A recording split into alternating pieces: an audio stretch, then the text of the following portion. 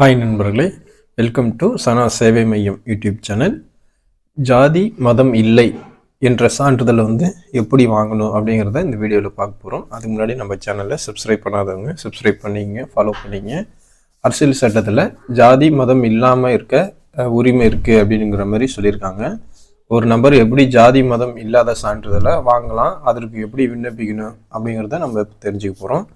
நாட்டில் இருக்கக்கூடிய குழந்தைகளை பள்ளியில் சேர்ப்பது முதல் அரசு ஆவணங்கள், அரசு வேலை படிவுகள் பெறுவது வரை உங்களுடைய ஜாதி என்ன, மதம் என்ன குறித்த விவரங்களை தெரிவிக்கணும். ஏறக்குறைய அனைத்து அரசு மற்றும் அரசு சாரா படிவங்கள்லையும் ஜாதி மற்றும் மதம் பற்றிய தகவலை வழங்க வேண்டிய கட்டாயம் இருக்குது. இது மட்டும் இல்லாமல் நாட்டில் இடஒதுக்கீடு முறையின் கீழே இடஒதுக்கீடு பலனை பெறணும் அப்படின்னா நீங்கள் எந்த ஜாதி சான்றிதழை வழங்கணும்.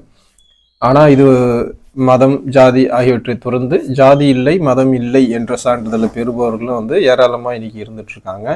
இருப்பினும் எந்த ஒரு வேட்பாளரும் ஜாதி சான்றிதழுக்காக அவரது மாவட்டத்தின் தாலுகாவில் விண்ணப்பிக்கலாம். ஆனால் ஜாதி மதத்தை துறந்தால் அதற்கான சான்றிதழை எங்கிருந்து பெறுவது என்பதுதான் தற்போது நிறைய பேர்கிட்ட அது ஒரு கேள்வியாக இருக்குது. ஜாதி மற்றும் மதத்தை பொருட்படுத்தாமல் எந்த ஒரு நபரும் மாவட்ட ஆட்சியர் அலுவலகத்தில் இந்த சான்றிதழுக்காக நீங்கள் விண்ணப்பிக்கலாம். அதன் பிறகு அந்த நபர் படிவத்தை பூர்த்தி செய்து மாவட்ட ஆட்சியர் அலுவலகத்தில் சமர்ப்பிக்கணும் அப்படின்னு சொல்லியிருக்காங்க.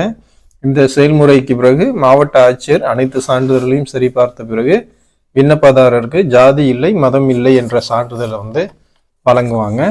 தமிழ்நாட்டில் இந்த ஜாதி மதம் இல்லை என்ற சான்றிதழ் இந்த அடிப்படையில் தான் வாங்க முடியும். வழக்கமாக எப்படி ஜாதி சான்றிதழுக்கு விண்ணப்பிக்கிறோமோ அதே போல தான் இதில் விண்ணப்பிக்கணும். ஜாதி மதம் அற்றவர் என்ற அடிப்படையில் அப்ளிகேஷன் நீங்கள் விண்ணப்பிக்கணும். இது முதல்ல கிராம நிர்வாக அலுவலர்கிட்ட இந்த அப்ளிகேஷன் போகும். அவர் சரிபார்த்த பிறகு ஆர்ஐட்ட இந்த விண்ணப்பம் செல்லும். அவரும் அதை சரிபார்த்த பிறகு தாசில்தார் இந்த விண்ணப்பத்தை சரி பார்ப்பார். அவர் இந்த விண்ணப்பத்தை ஆய்வு செய்து அவர்கிட்ட நீங்கள் விளக்கம் அளிக்க வேண்டியதாக இருக்கும். ஏன் இந்த சர்டிஃபிகேட் வாங்குகிறோம், எதற்காக வாங்குகிறோம் அப்படிங்கிற குறித்த விளக்கம் அவர்கிட்ட நீங்கள் அளிக்கணும். அதன் பிறகு ஜாதி மதம் இல்லாமல் வாழும் உரிமையை இந்த இந்திய அரசியல் சட்டம் எல்லாத்துக்கும் வழங்குது. அந்த அடிப்படையில் இந்த ஜாதி மதமற்றவர் என்ற சான்றிதழை நீங்கள் வாங்கிக்கலாம். நன்றி.